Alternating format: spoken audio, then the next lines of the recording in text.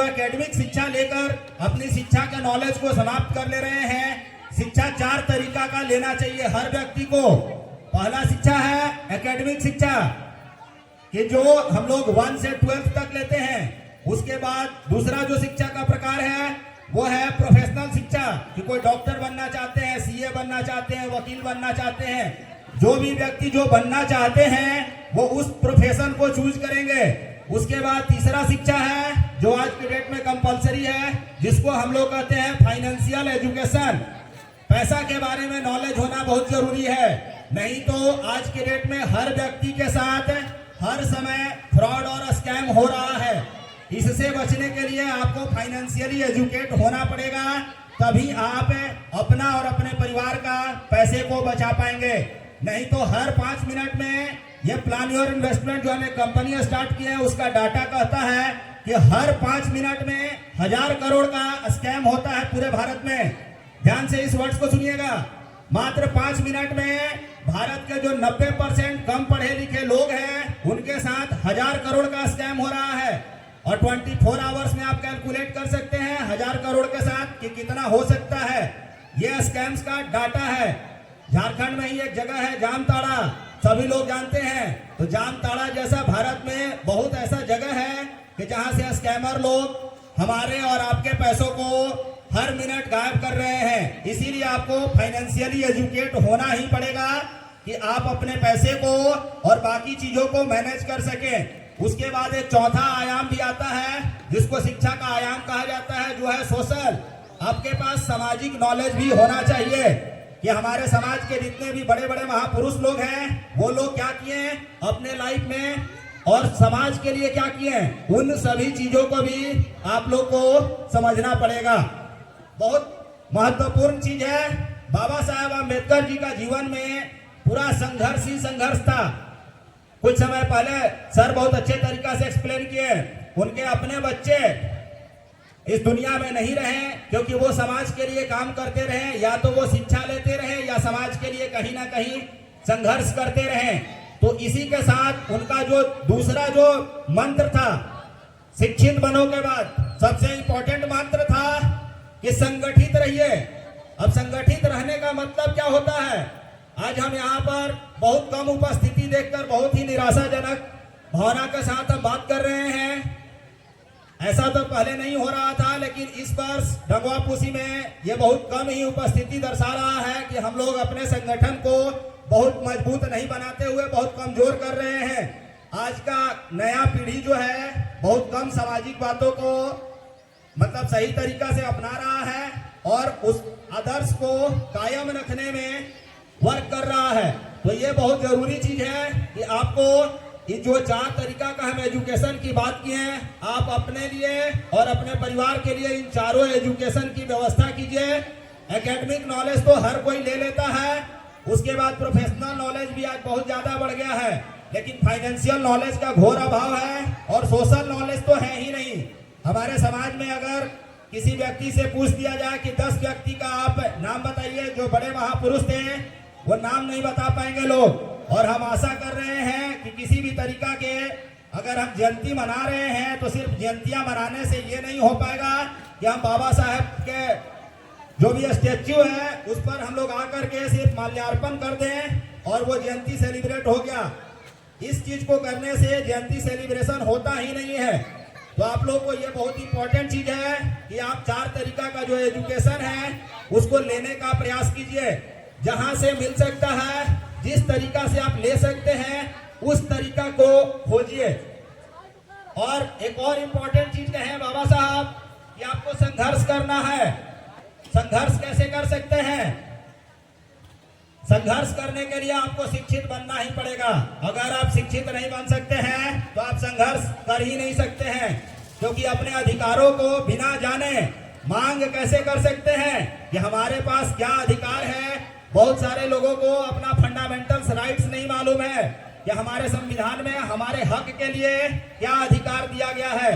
जिस तरीका से वो जीवन जी रहे हैं बस जीवन जीते जा रहे हैं और काटते जा रहे हैं। इसीलिए आप सभी लोगों के पास बहुत सारी समस्याएं हैं। इन सभी समस्याओं से छुटकारा प्राप्त करने के लिए आप लोग को जो भी 4 आयाम बताए आप लोग को प्रयास करना पड़ेगा। हमारे तरफ से एक छोटा सा प्रयास है, हम एक कंपनी स्टार्ट किए हैं प्लान योर इन्वेस्टमेंट, जहां पर हम फाइनेंशियल एजुकेशन देते हैं। किन्हीं को अगर मनी से रिलेटेड कोई भी इशू हो, कि अगर कहीं से आप लोन लेकर बैठे हैं, ट्रबल में फंस गए हैं, या किसी भी तरीका का फाइनेंशियल चीजें अगर आपको हेल्प चाहिए तो आप हमसे कांटेक्ट कर सकते हैं। हम आप लोगों को आसानी से फाइनेंशियल चीजों के बारे में हर चीज को समझा देते हैं, और यही हमारा एक्सपर्टाइज है। हम जॉब के साथ साथ 24/7 इसी काम में लगे हुए रहते हैं। और आप लोगों को एक और सबसे इंपॉर्टेंट काम करना है संगठित होने के लिए, कि आप अपने परिवार को, समाज की जितनी भी चीजें हैं, जो महापुरुष लोग हैं उनका नाम बताइए, उनके आदर्श के बारे में बताइए। अब जैसे बाबा साहब की बात करते हैं, आज जितनी भी महिलाएं यहाँ पर उपस्थित हैं उनको हम एक बात बताना चाहते हैं। आज आप लोग सर उठा करके चार दीवारी से अगर बाहर हैं, किसी भी समाज से हैं, तो उनका सबसे बड़ा योगदान बाबा साहब भीमराव अंबेडकर का है। नहीं तो आप चार दीवारी के अंदर ही रहती। अगर आपके पास एजुकेशन का राइट्स आया, वो भी बाबा साहब का देन है। आज जितने भी किसी भी यूनियन के सदस्य लोग हैं, जो लोग किसी भी तरीका का एम्प्लॉयमेंट में हैं, वो गवर्नमेंट जॉब में हो, प्राइवेट जॉब में हो, अगर आपको वीकली रेस्ट मिल रहा है और आप लीव ले पा रहे हैं, या किसी भी तरीका का फैसिलिटी अवेल कर पा रहे हैं, उसका भी कारण है बाबा साहब भीमराव अंबेडकर।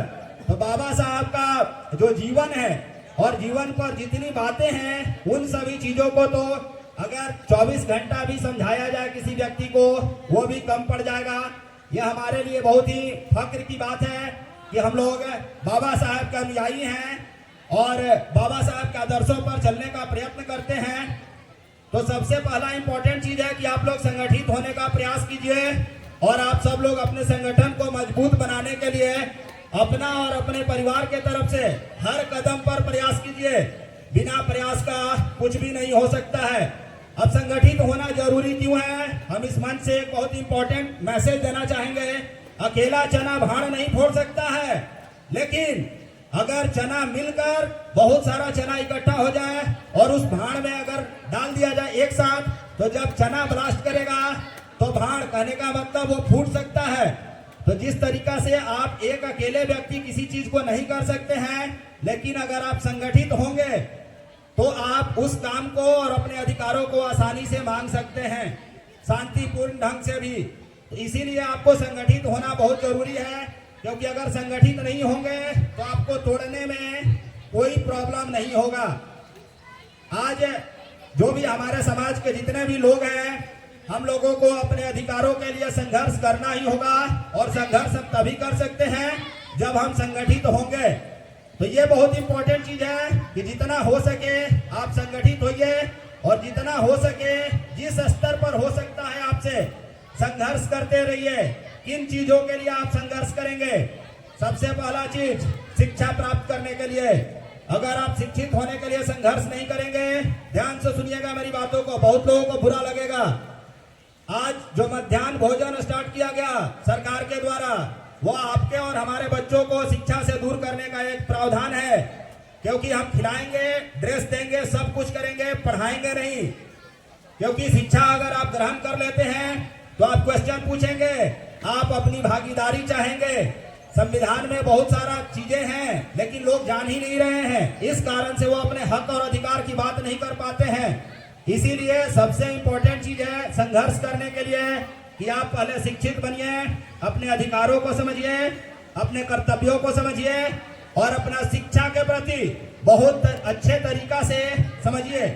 क्योंकि एक कहावत है, बिना संघर्ष किए आपको कुछ भी नहीं मिल सकता है। कारण एक माँ भी अपने बच्चों को तब दूध पिलाती है जब बच्चा रोना स्टार्ट करता है। बिना रोए तो किसी बच्चे को उसकी माँ दूध नहीं पिलाती है। तो हमारा सोसाइटी हमारे लिए और आपके लिए क्या करेगा? ना ही गवर्नमेंट, ना सोसाइटी। आपको खुद से अपने अधिकारों के लिए संघर्ष करना पड़ेगा। आपको समानता चाहिए, आपको शिक्षा चाहिए, आपको अधिकार चाहिए, आपको लड़ना पड़ेगा, संघर्ष करना पड़ेगा। बिना संघर्ष के आप कुछ भी पा नहीं सकते हैं।